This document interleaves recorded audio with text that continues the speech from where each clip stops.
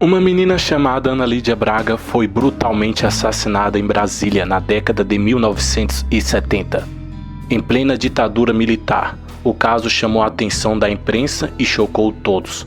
Na época, a morte de Ana Lídia envolveu filhos de políticos influentes em Brasília e seu próprio irmão como um dos suspeitos.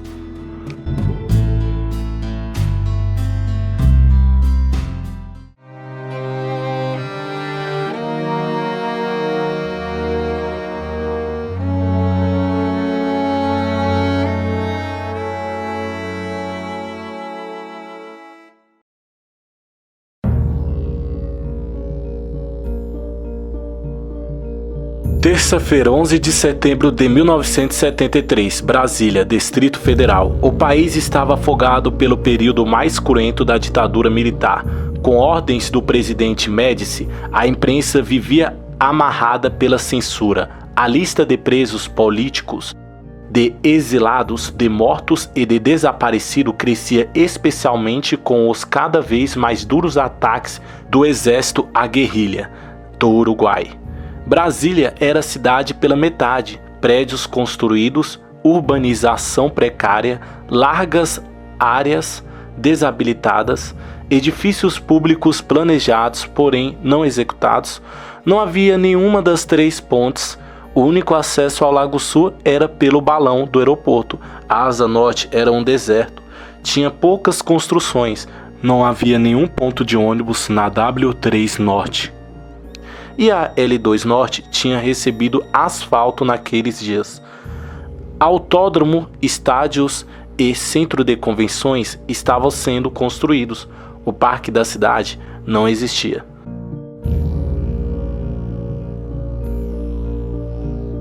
Heloísa Rossi Braga e Álvaro Braga estacionam o V-Maguete cinza claro na porta do colégio Madre Carme Salles, às 13h50. Heloísa desce do carro e acompanha sua filha de 7 anos à escola, deixando-a 10 passos da sala de aula, com a merendeira. Despediu-se com um beijo. Mal sabia ela que seria a última vez que veria sua filha com vida.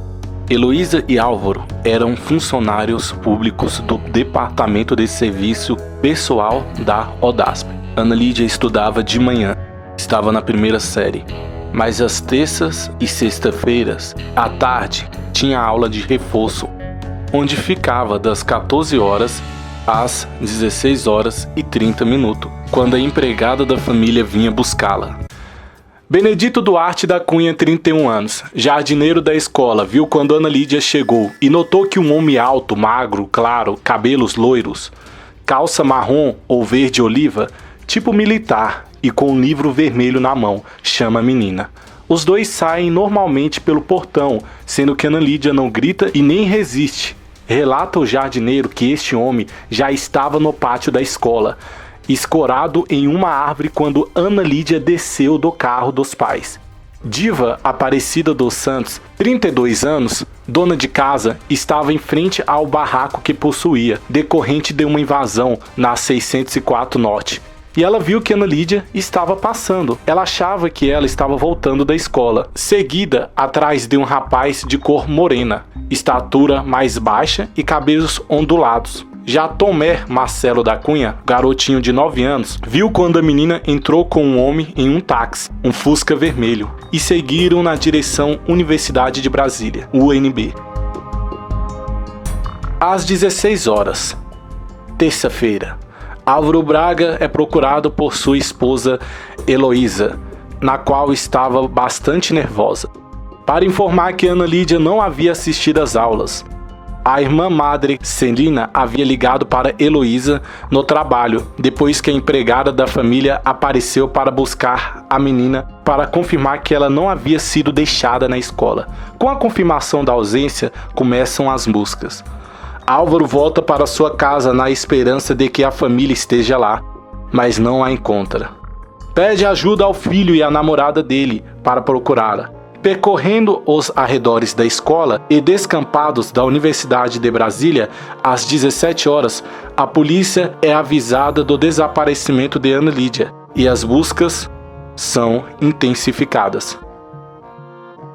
Às 19 horas e 45 minutos, o delegado da 2ª Delegacia de Polícia, José Ribamar Moraes, recebeu um telefonema anônimo pedindo um resgate de 2 milhões de cruzeiros para a menina Ana Lídia. Relata que a menina foi colocada ao telefone.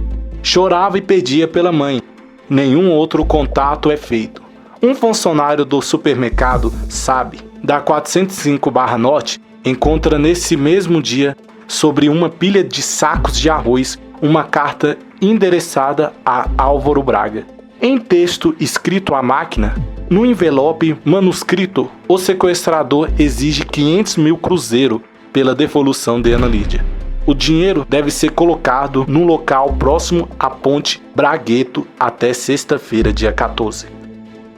Às 20 horas, perto do quartel, um fuzileiro do Grupamento de Fuzileiros Navais da Vila Planalto encontra um estojo de lápis, sem imaginar a quem pertencia.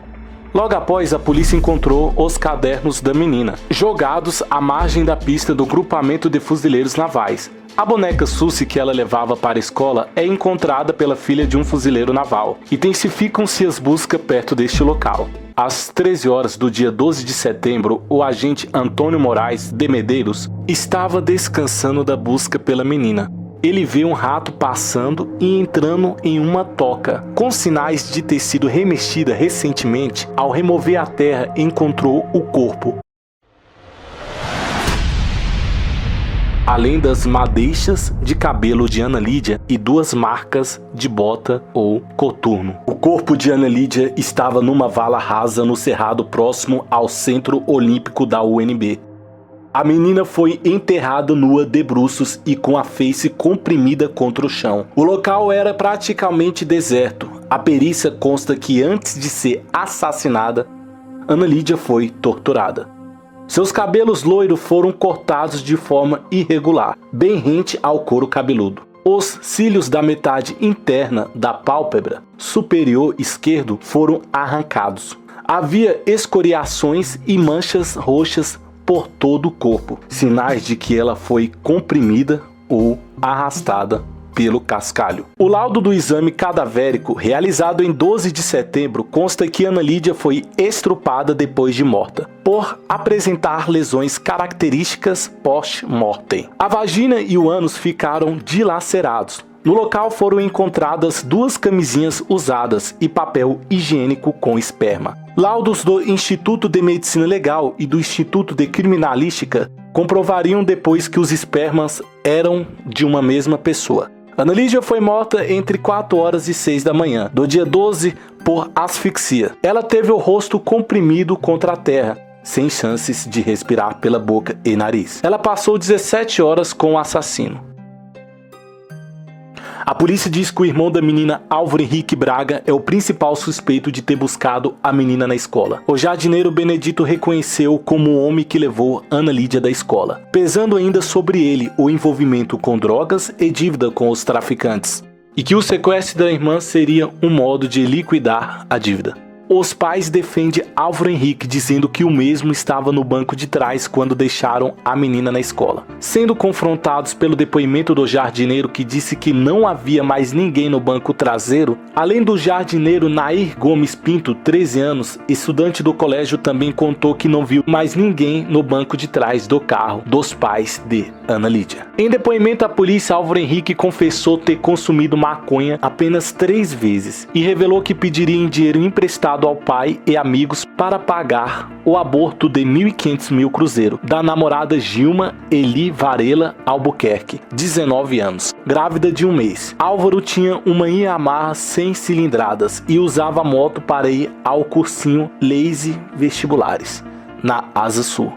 Além de Álvaro Henrique, surge outro suspeito, Raimundo Lacerda Duque, Duque era considerado um protegido de Heloísa, mãe de Ana Lídia. O conheceu quando era funcionário da empresa Nova Cap, redistribuído ao DASP. Trabalhava no setor em que Heloísa era chefe e sempre a pedia conselhos, tendo ela inclusive o orientado a procurar ajuda de um psicólogo, porque ele tinha uma tara por menores. Todavia, Duque não era íntimo da família, tendo ido à casa da família apenas 2 vezes. Duque tinha uma vida desregrada, sendo viciado em drogas de diversos tipos, além de ser alcoólatra e ter confessado à polícia ter tara por menores. Morava em um acampamento da Metropolitânia, no núcleo Bandeirante. Em seu depoimento, alegou que só soube do desaparecimento de Ana Lídia no dia seguinte ao desaparecimento, tendo ouvido a notícia no rádio, e que só fugiu e trocou de nome quando soube que era considerado suspeito do assassinato da menina.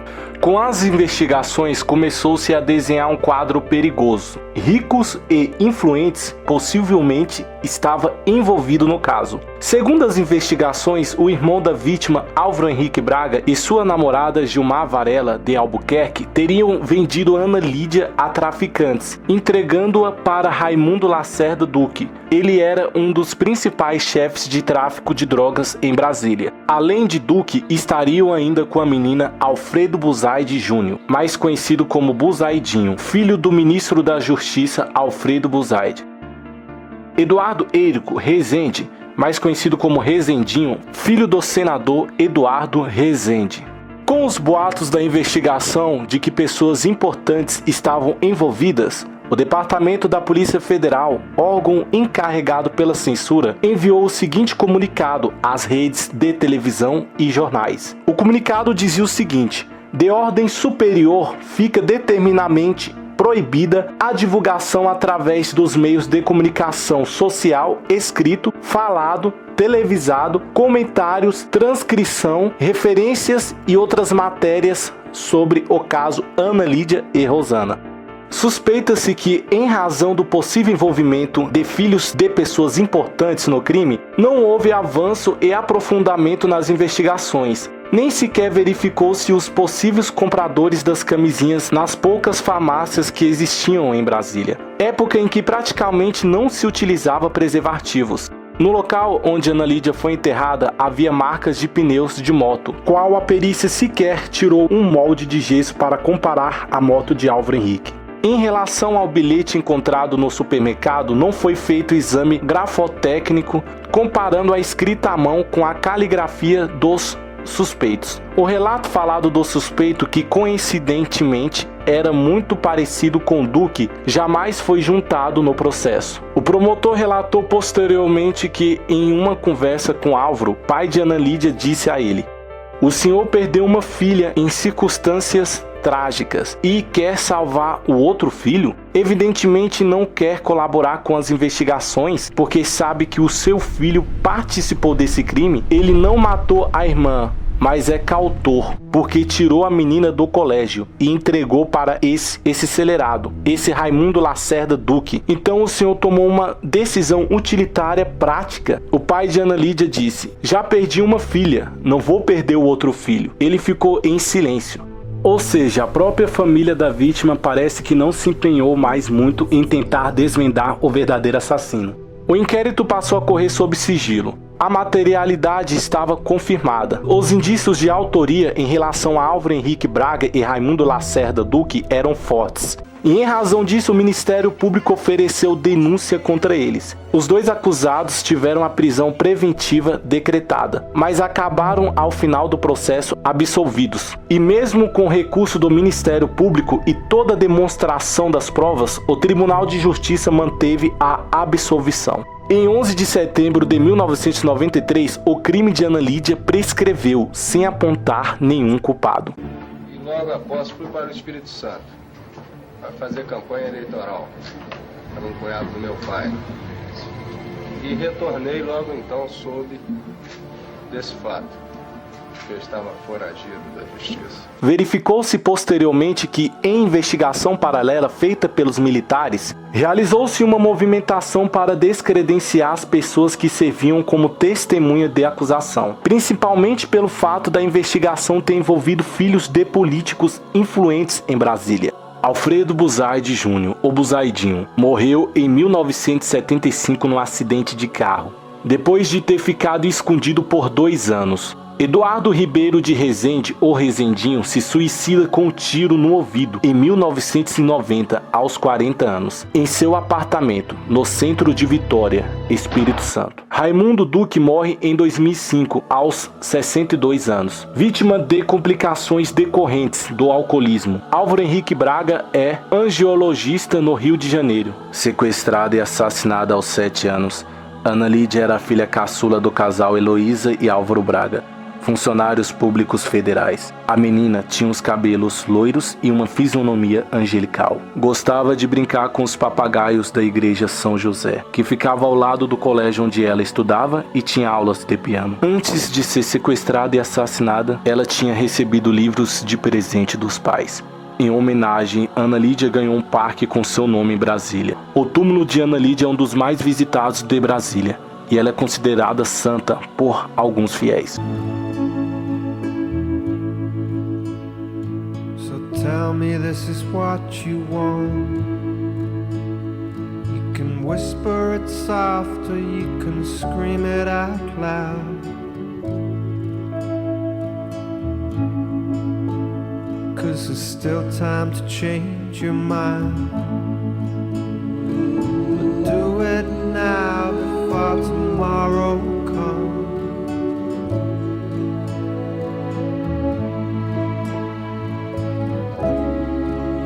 Wake me up 'cause I'm dreaming. Well, I'll never believe it. So hush now, my baby, please don't cry. Everything's gonna be alright. Hush now, darling, I can hear you screaming. Let me hold you until the morning comes.